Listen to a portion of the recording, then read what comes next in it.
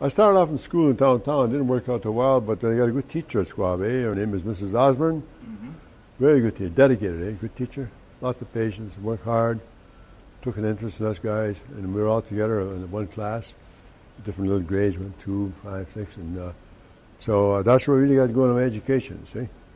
Richard Bannon, he was the first guy. He just died recently. He was one that went right through. He got into high school, and he got some higher learning, and he got to be a teacher. And I got in, I got through. I went to St. Pat's myself. I stayed there for a year, and then I applied to go to Spanish there at the boys' school, Gardner, run by the Jesuits. Yeah. I was down there for, I was about 3 years up here and 1 year down there. And that's where I finished my high school down there at the Jesuits in Spanish, Ontario. And I got to know a few guys there, but mostly, and not too many, and I got to know the Jesuits real well. The Father Maurice was here. I knew him down there quite well. There was another brother, his brother Mary used to be here. He was there, I knew quite and Father McKay, and I really got attached to the Jesuits, from that school down there. They were really great people. Yeah, I remember that. I was only a young guy then. I was born in 1934.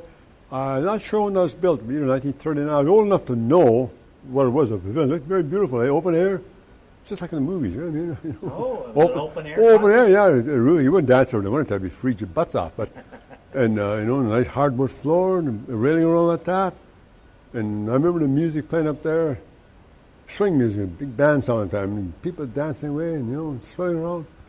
Yeah, I remember that. Yeah, I remember my aunt Beatrice and her husband, the late Henry. They're both dead now. Henry went into the army too.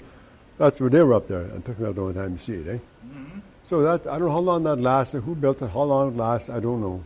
It'd be nice to see the history of that. I go to Google, maybe I'll find it someday. Pavilion Mount McKay. I don't know. I know it didn't last too long. It may have been gone by wars then. I rather suspect it was. I don't know.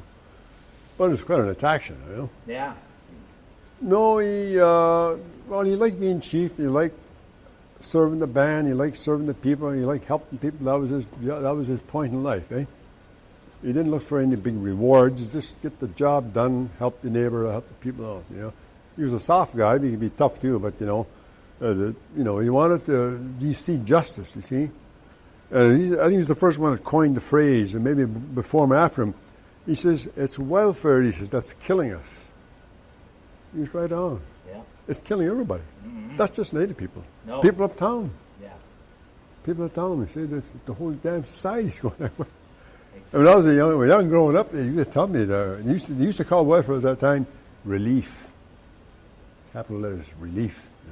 Some of the poor seniors there, they had a hard time to get some money to get some flour and stuff like that. They'd get it, but begrudgingly. From the band office at the time. They'd get it, but nobody else. You had to damn well get out and survive the best you could. You cut a little bit of wood here and there, and a little bit of fishing maybe. I know Dad used to have some contacts uptown in the mill with the Great Lakes paper, and another few other guys, and he knew. He said, "How chance you give me a contract to deliver you some wood, say like 100 cords?" I said, that's only a small amount, but that time was a lot, Yeah. Anybody want to cut wood? Okay, so much a cord, cut it. There, you get paid for it. Provide a little bit of income for the winter. See, Yep. live it. Yeah. Well, the same thing that preaching every day. Go to school. Go to school. Learn something. People say, well, I'm this or I'm that. Get a job. I can't get a job. Well, if you can't get anywhere, if you can't read or do simple things like the 3 R's, how are you going to get anywhere? And you have to have a will to work, and you got to go to school. That's it, school, trade school or whatever. Go to school. Go to school. I went to grade 12. I guess I could have done better, but I made the most of what I had. I got a skater's license. I scaled wood and stuff like that. And I managed to provide. See. My wife's the same way. She was not a university educated either, but she started off young working in the office and her little pay, and she got a bit more. And and she was talking about she was staying at home with her mum. She used to give her mum rent every month or every week, out of her little pay from his office, and mum was glad to get it. Being an Italian family, that's what they raised with discipline, you see. Anyway, I'd say for kids nowadays, go to school. Go to school. I don't care.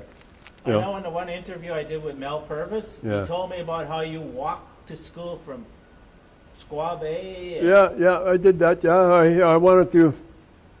At the time, I was going to high school then, you see, and I always wanted to stay home as long as I could on the weekend, eh? So rather than come, I used to stay with my sister, Barrick, would just live up the road, or Tiny, we used to call her Tiny Sam, just outside the church. The first house outside the church, Yeah. I used to stay there for the winter, you know, but during the week, like Monday, you know. And school. So with that, we'd walk over together. We leave the house about, I'd say about 6 o'clock in the morning or 5:30. You know, there was no rain. There was no rain, but a lot of cold weather, you know. But you did boots on, good mitts, and walking like that. You know, I mean, hard packed on. You hear the frost cracking, snow going slowly straight up the houses. You know, it's, you know. Sanatorium. We were talking last night about sanatorium. Yeah. It used to be before the sanatorium. Yeah, okay. Well, I can recollect that. I wish somebody else was here older than me. Remember our brother Billy. I wish he'd come with me. He knows a tad more than me, okay? No, I know that I think that was a factory originally, you know, before it was a sand. Sometimes in Quebec, they manufactured bombardiers or some kind of snow machines. Not like the kind you see today, but at that time, you see, maybe in the 30s somewhere, they had something going. They tried that. You know, I think I'm making snow show. I know it's machines, you know, and tried that. Bombardier, yeah.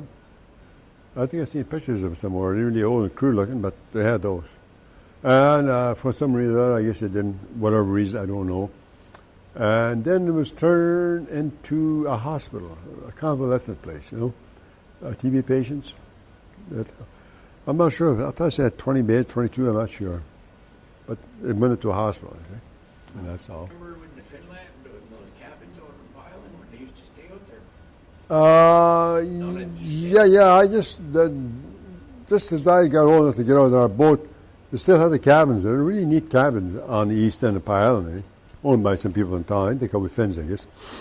And by that time, I think they were slowly giving up on it, eh? Because we seen them there, but I didn't actually see anybody living in the time we got to go there. Okay. Maybe in the odd family. So they're pretty big before my time, you see. You know, and after that, they